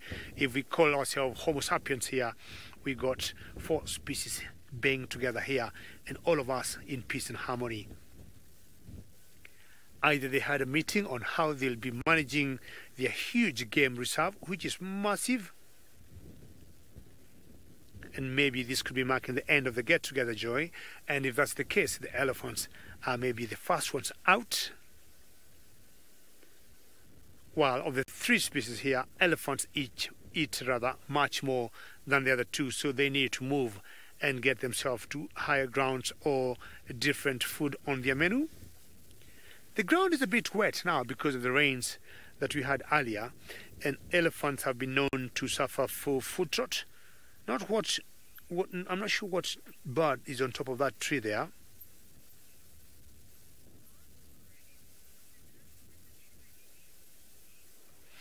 Hink, I would say no. I would think the ellies in here in the Mara are much bigger than the ones in Juma. That's me, and I would want also to hear the same comment or feeling from James and Sydney.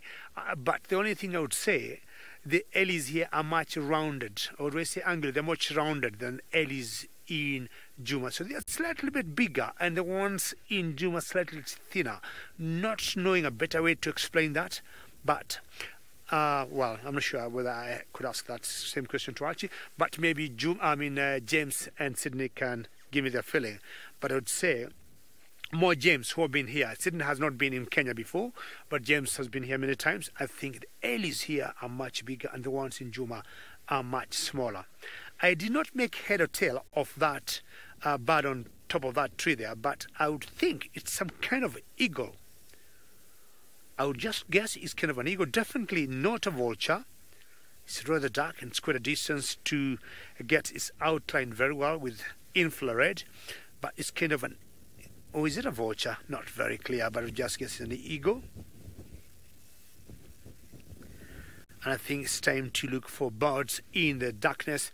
Let's find out what bird James Henry got.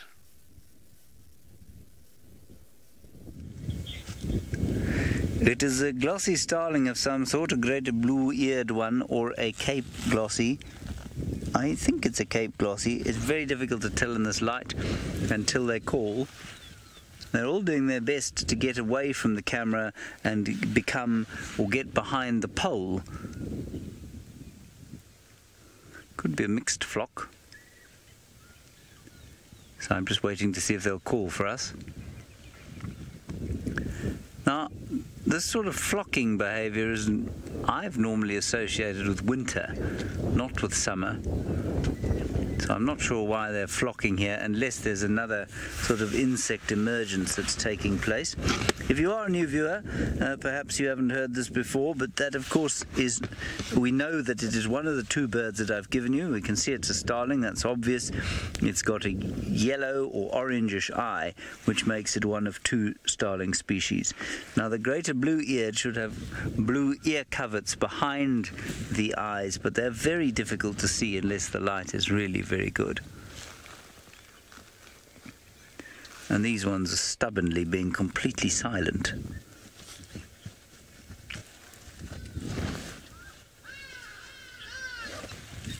Hello Byron, I'm assuming you're not Byron Serrao, erstwhile resident of southern Johannesburg, and well, we could say so many things about Byron. I'm sure it's not you though. You say what rare birds do we get here? Well, it depends what you mean by rare. Do you mean rare for here or rare in general? I suppose rare or endangered would be all of the vultures. We discovered the other day that every single species of vulture we get here is now on the critically endangered list, so they're pretty rare. Something like a white-headed vulture, which has probably only been seen once or twice here, would be very rare. The saddle-billed storks are quite endangered. The what's the other one am I thinking of? Ground hornbills. They would be pretty rare. But you'll get some odd ones, Byron, that come through here during the summer. You know, you'll have a sort of one sighting, they'll be here for a day and then they'll disappear. I'm thinking around this area, in fact, we had a broad-billed roller last year that hung around for a couple of weeks, so that was a really nice one. And we haven't seen him since at all. Trying to think of something else similar. You might get something like a flock of lark-like buntings coming in for a little while and then disappearing. Think of other specials. Brent said he saw a Eurasian hobby here. It's a falcon. Tristan had a golden pipit last year. That's right. That was quite exciting. So it always pays to stop at the water holes and stop at anything that you can't see or that you don't quite recognize, and then have a look at it. Example about the cory bustard we had And the cory bustard is quite rare the other day. Corn crake was seen last year as well. Most of the rarities come with the rain. And if you have a really good rainy year, an unusually wet year, you'll normally pick up some nice specials. We're just trying to pick anything up at this stage. Not doing a very good job. Sydney is not far from here, and he has returned, I think very wisely, to the old Duke. I am right back here where Tingana is. I can see Tingana is under a very nice umbrella. Moved back again to that little thick bush there. You can see there is he hiding. Same position as previous. So it means he's using this little bush for cover and for the rain.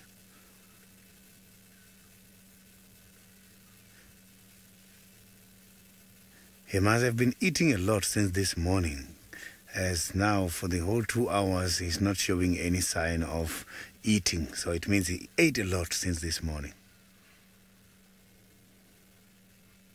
So these kind of cats can be able to eat up to 30 to 40 kilograms. That is quite a lot of meat, as this meat don't easily get digested. So it must have to take time before the digestibility work on it.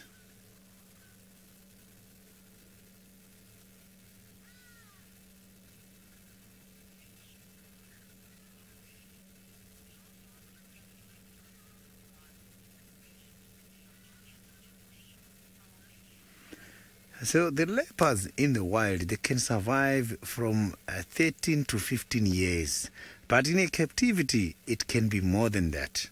Because here in the wild, they experience quite a lot of challenges. There's a lot of fightings, and some of them, they easily get the tooth. When they start losing the tooth is when it's going to be very difficult for them to eat. And some experience problems when it comes to the territorial challenges. So in the captivities, these leopards, some of them, they are much safer. But in the wild, life is difficult. It's survival of the fittest.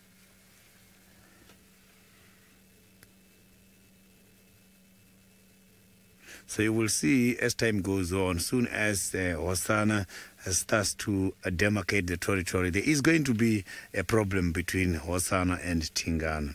And looking at how Hosana is growing, you can see that that cat is looking very much healthy, and he's going to be one of those powerful cats.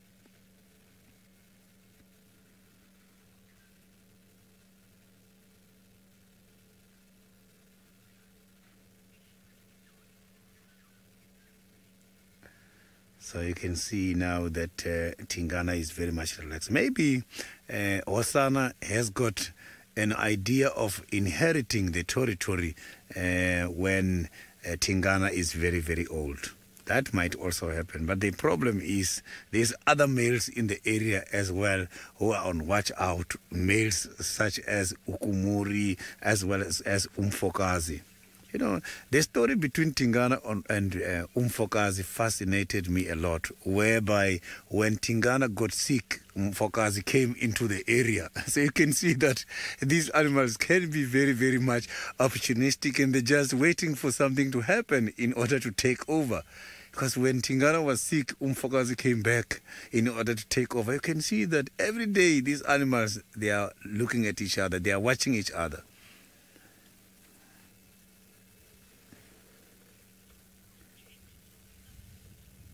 So now let's go to James, who seems to be a successful birder this evening. He found another interesting bird.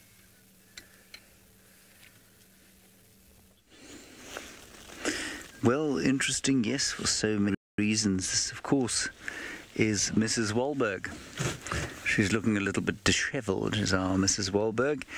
And for those of you who don't know, Mrs. Wahlberg arrived without Mr. Wahlberg this year. Back from her migration, she arrived with a new beau. And Made me feel like she'd betrayed Mr. Wahlberg. He could easily have died, of course. She could have just moved on and upgraded to a younger model. Anyway, I haven't seen... In fact, I have seen him. I've just seen him. We couldn't actually provide you with a picture of him because of the rain roof, but he's not sitting far from here. I'm not sure that things are all as good as they might be in the Wahlberg household. They're often seen quite far from each other. Oh, no. Oh. Oh, this is interesting. While I was on leave, apparently 2 pale morph Wahlbergs and 1 dark morph were at the same nest where Mr. and Mrs. Wahlberg, who are both pale morph Wahlbergs, live. So maybe he's come back and he's here to assert himself and his rights. Come on, Mr. Wahlberg. That's very interesting indeed, actually. I wonder if maybe the dark morph isn't one of their offspring then. They didn't produce one last year, so he couldn't be from last year. But maybe he's from 2 years ago. That's not impossible. Oh, very interesting. The plot thickens in the soap opera of Mr. and Mrs. Wahlberg.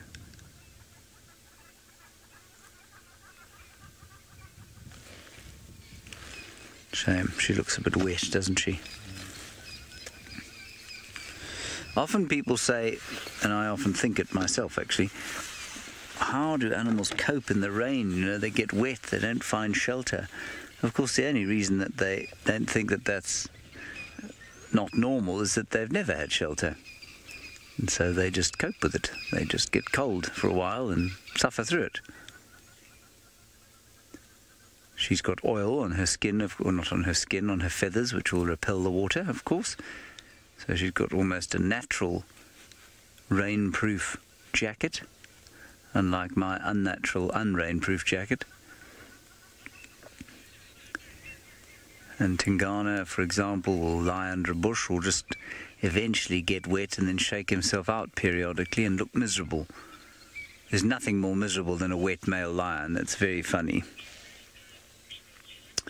Yes, thank you, Louise.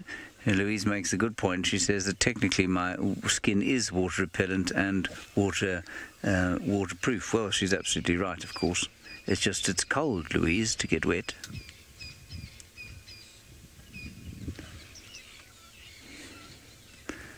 Righty, let us move on from Mrs. Wahlberg. Ah, yes, sorry. Today is Tracking Tuesday, of course.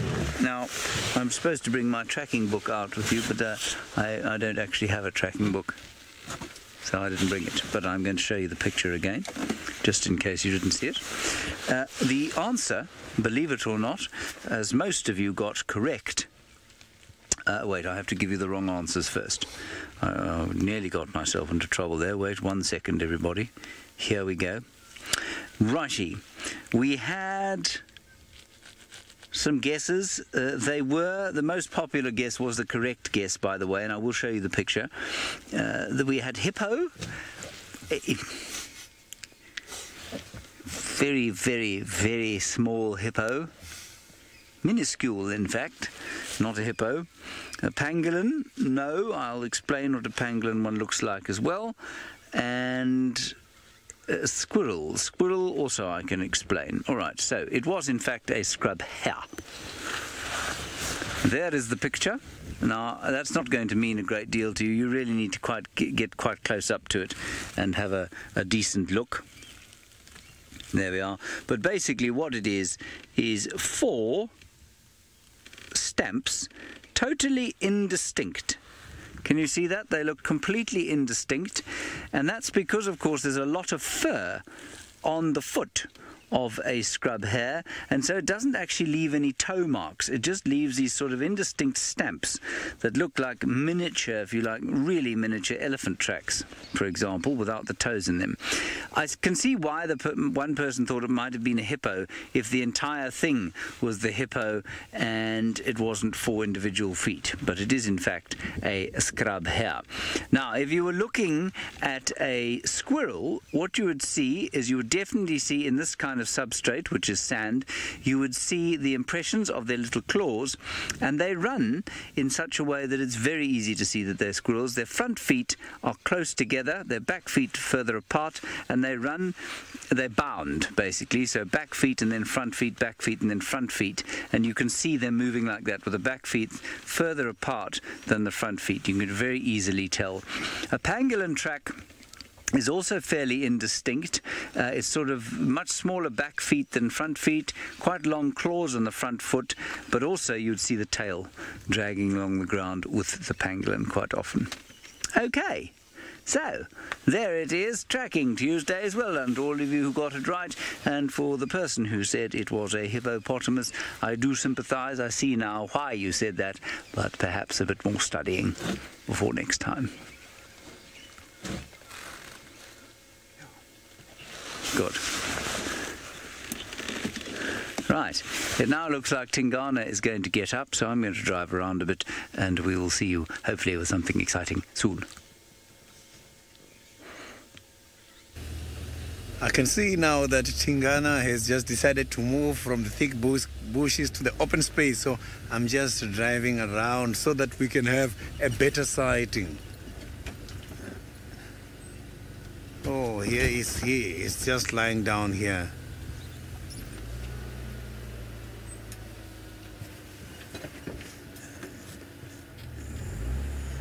So he's just lying down here facing the other side.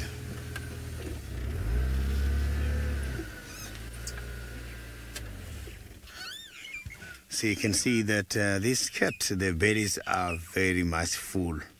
Look at that. He ate a lot already. Maybe he's gonna carry on feeding tonight. He doesn't want to feed here while we are here at the moment. So it's going to take him a couple of days before hunting again. But if another cat such as Wasana takes something, he's still going to go there and eat. So Tingana never gets full, always eating.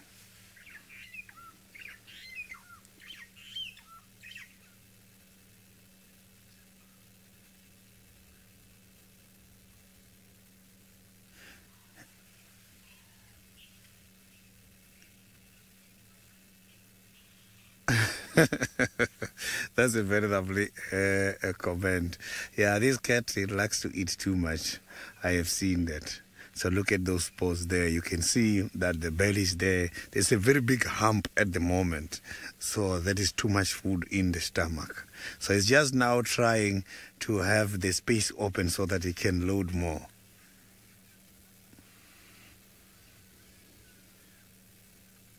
I think too much food in the stomach makes him tired. You can see that he's looking very much tired.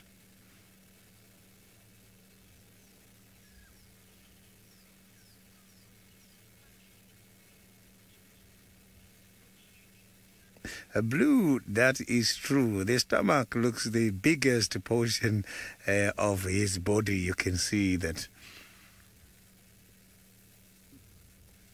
So you can see the stomach looks big like this, but this animal can still go and drink quite a lot of water. So it's quite a very big stomach.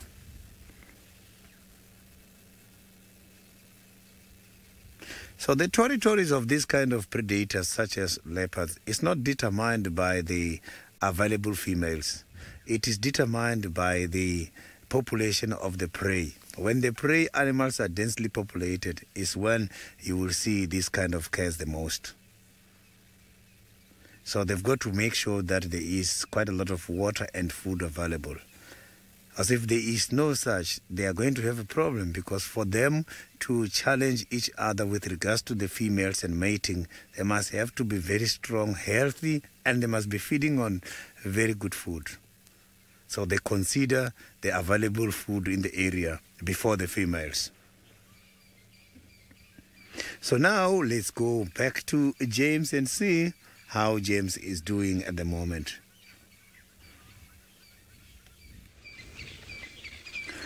I'm doing fine. I'm sitting with a troop of baboons, and interestingly, this female baboon is walking very close to us. It's very unusual. Are you blind or just brave? No, it is a female. No, you know what it is. It's a young male. Right, then we've gone back up into the tree where they're roosting. They're roosting in little couples, it looks like. They're in the jackalberry tree at the junction of Central Road and Gowrie Cutline. And they seem to be roosting in couples, which is quite interesting. I'm not sure that I've seen that before. It's rather fetching. It's quite sweet. They're all having little last conversations of the day, whispering sweet nothings into each other's ears, having the old mutual grooming session. A little bit of pillow talk, as Louise says. Yes, absolutely. No doubt there'll be some mating too, and these baboons don't let an opportunity to mate go by. But this is not them. I'm saying they're couples. They're not necessarily couples. There could easily be, you know, young male and older male, or young female and older female, or just two females and males the same age, except they do look to be different sizes, all of the individuals in these little couples. In a baboon troop, of course, there's a hierarchy amongst the males and, to a certain extent, amongst the females, much less rigidly enforced than it is amongst the males. But interestingly, some males will form a bond with the females, even though that bond can look almost like friendship, where there is no mating activity that takes place. They just forage together, they might roost together like this, but there's no mating that takes place, which is very interesting, and it's very difficult for biologists to understand, because it doesn't seem to make a great deal of sense. And often that will be the case if the male is low-ranking. And some females will tolerate that, and they will enjoy and encourage the presence of this male around them. They'll interact and groom with him. And others will just be mean and nasty to him, often the more dominant ones. So this kind of situation, where it looks like there are a whole lot of romancing couples up in the top of that tree, is not a kind of normal one necessarily. You wouldn't expect that to be the case. Those two are just chewing the fat, wondering when it's going to warm up. Well, déjà vu, you said it. You say springtime, love is in the air. Well, it certainly seems to be in that tree. That is the love tree.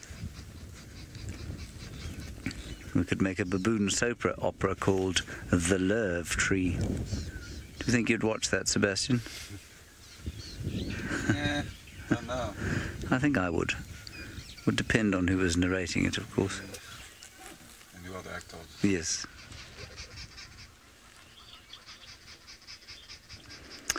Louise, we're not talking about that anymore. Louise just mentioned something that I don't want to mention. I spoke about it the other day, and I was embarrassed yet again. Right, I'm going to sit with these baboons a bit longer. Let's go back to their mortal enemy.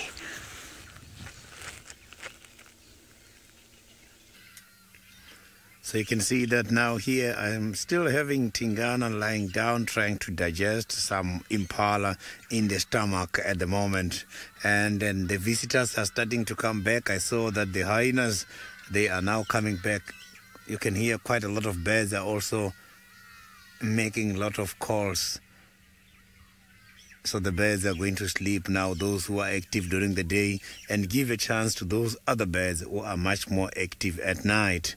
So I was saying the hyenas are again starting to come back. I can see two that I saw earlier are slowly approaching the area where Tingana is lying at the moment.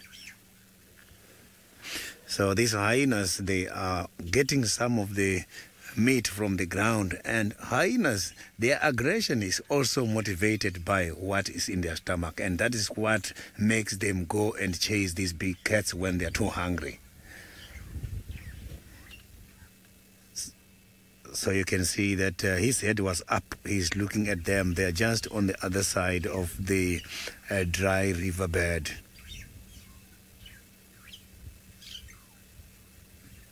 It has been quite a lovely sighting. Having him here lying down, not feeding, was also an ornament, as it's one of those animals I haven't seen for quite a long time.